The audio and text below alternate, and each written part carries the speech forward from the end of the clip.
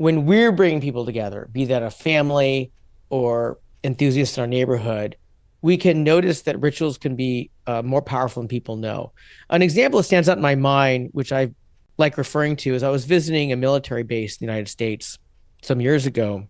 And the leadership were telling me that one of the challenges they had is they didn't have proper or good rituals transitioning warriors from war to reintegrating into family life.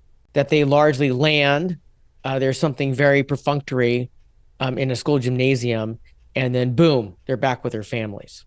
And one of the chaplains at this military base told me how there were some war fighters he recognized need something more, that they had experienced some really serious stuff and were having a really hard time dealing with it. And he took the small group down to a pond there on the base, and they had a ritual where they ritually washed the blood and the dirt of war off their uniforms together, preparing them to return back to civilian life in their family. And I remembered when he was sharing me this story, he wept and I was moved to tears by the power of taking a moment to wash war off their clothes to come back home. And I still remain sad that that powerful ritual was only made available to a few warriors, and that it isn't a common ritual, or there aren't similar rituals to help with that transition in life from going from one way, a warrior, to another, a spouse and a parent. We're free to create these in any way that we want, and it doesn't have to involve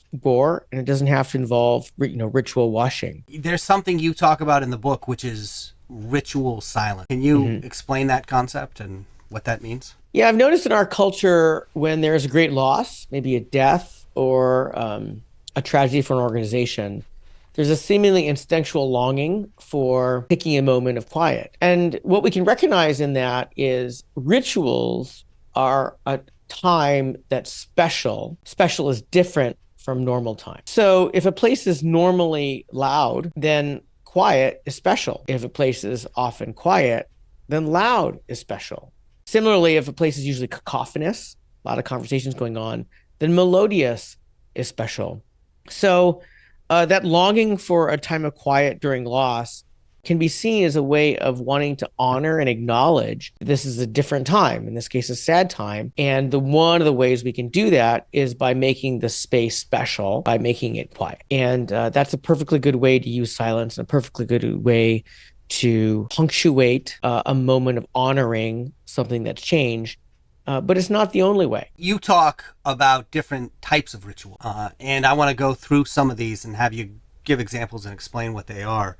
One of them is rites of passage, and I think that the things that we've been talking about fall into this, like the graduations or even the belt ceremony in martial arts. But explain what a rites of passage is. A rite of passage is when a community is acknowledging and honoring that someone is transitioning from one way of being to another. So a wedding ceremony rather, is a way of acknowledging that someone is going from single to married. A graduation is a rite of passage from going to be a student to a graduate. And in our own communities, be they just neighbors or athletes, we're always maturing. We're maturing because we're simply getting older and learning new things. And it's very easy to notice how someone has changed and then honor that rite of passage. Someone may go from just a simple neighbor to someone who's a safety coordinator.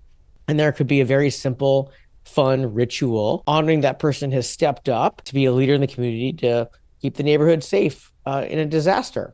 If it's athletic, we can acknowledge someone has gone from becoming a beginner to someone who is an advanced practitioner, or even an instructor. Which is to say, it's not simply a matter that they are now better at that sport or teaching that sport, but we take a moment that we can let them know that we see that they have changed. Even that's 10 minutes or that's a 2-hour fun dinner, those are often the highlights of community experience. So you also talk about community displays. What are those? So rituals can be very intimate. They could be 2 people or just a handful of people celebrating something or acknowledging how something has changed.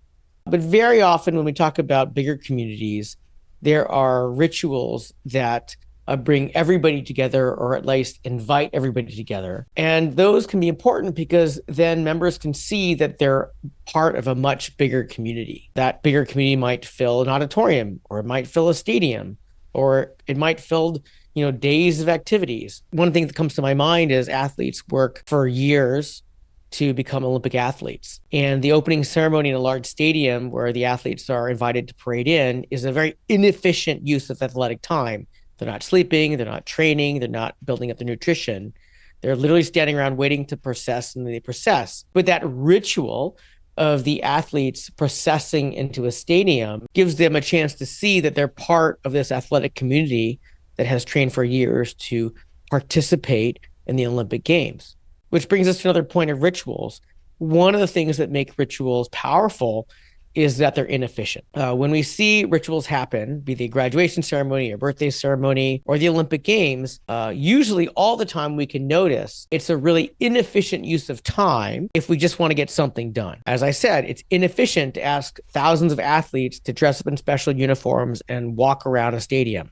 They're not training, they're not sleeping, yet it's profoundly powerful. And so when we create our own rituals, it's okay. In fact, can be great if it's an inefficient use of time. If there's a faster way we could give out pins, there's a faster way we could sign people up for an event, that's okay. And when we're looking at rituals of other communities, we are not in a place to decide if other rituals are good or not. They may look silly to us. What's important is that they're meaningful to the people who are participating in them. Now, there can be dangerous rituals, there can be demeaning rituals, but we can't know if they're meaningful by how silly they look as outsiders, because they're meaningful to the people who are inside the community, and it's telling them what the community recognizes about who they are and how they participate.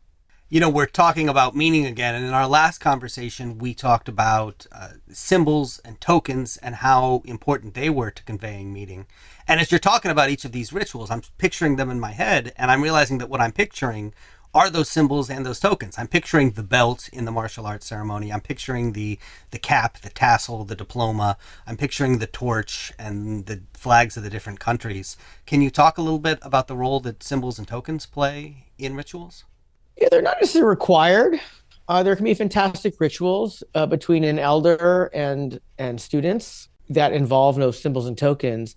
However, they're often very, very powerful elements because they remind us of values and their relationships. So, for example, those athletes coming into the Olympic arena are carrying the flag of their country. It's reminding them and a symbol to the world that they are not only athletes who have done well in their field and are competing, but they are in fact representing a country that they are connected with. And hopefully at some level that country is supporting them. So that ceremony could be great without national flags, but certainly the national flags add a level of meaning and importance. And so when we're creating our own communities, we can notice, well, what are the symbols we can bring forward to remind us how we're connected and what's going on, just to make that ritual more important.